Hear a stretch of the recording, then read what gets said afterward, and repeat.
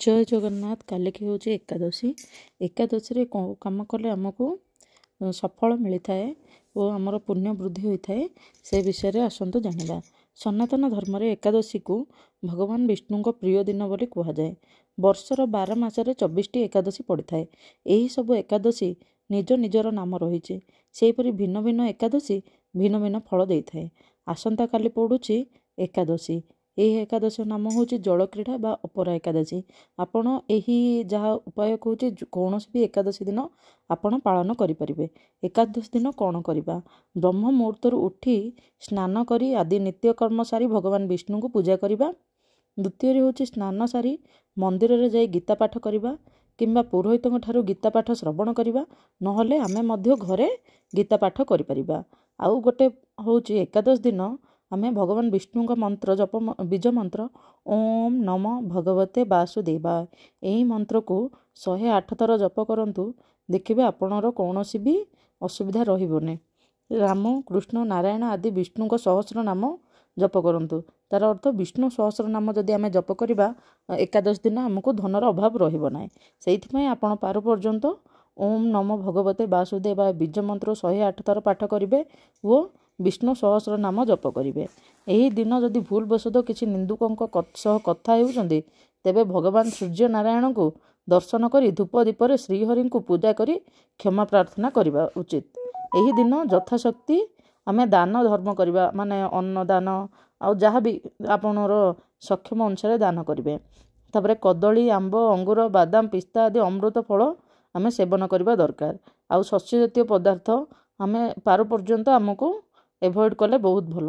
प्रत्येक वस्तु प्रभु को भोग लगाई तथा तुलसी चढ़ाई ग्रहण करवा उचित। तापर द्वादश दिन ब्राह्मण को मिठा दक्षिणा देवा जरूरी। संध्या काले तुलसी गछ आगे दीप जलाइबा उचित। यही दिन मधुर वचन कहवा उचित। एकादश दिन कौन करवा नहीं?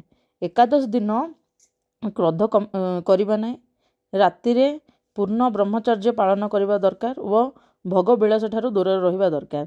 यही दिन आउ कहार खाद्य ग्रहण करवा उचित नुहे। एकादशी दिन प्रातः दांत काठी घसीवा ठीक नुह। तेणु यही दिन लेंबू जामु आंबपत्र चबाई दांत सफा करा जाए और आंगुठी रे कंठ सफा करा जाए। गछरु यही दिन पत्र तोलिबा भूल। तेणु गछरु पड़िथिबा पत्र आनी सेवन करवा उचित। जदि संभव नुहे पानी रे बारंबार कुली करवा उचित। एकादश दिन घरे झाड़ू लगाइबा उचित नुहे कारण पिंपुड़ी आदि जीवंकर मृत्यु होबार संभावना थाए।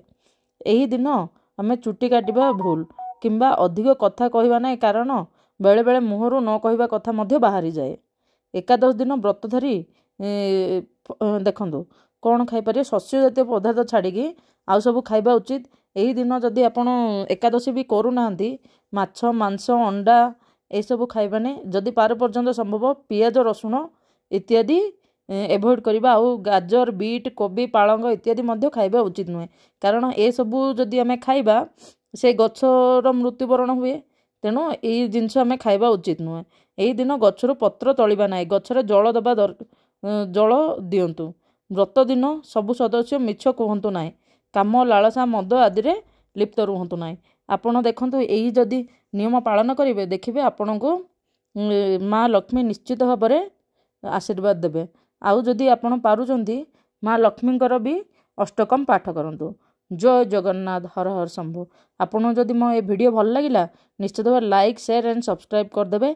एमितिया नुआ नुआ वीडियो पाए मोर चैनल को सब्सक्राइब कर देकी बेल बटन को दबाई देवे। Thank you. जय जगन्नाथ।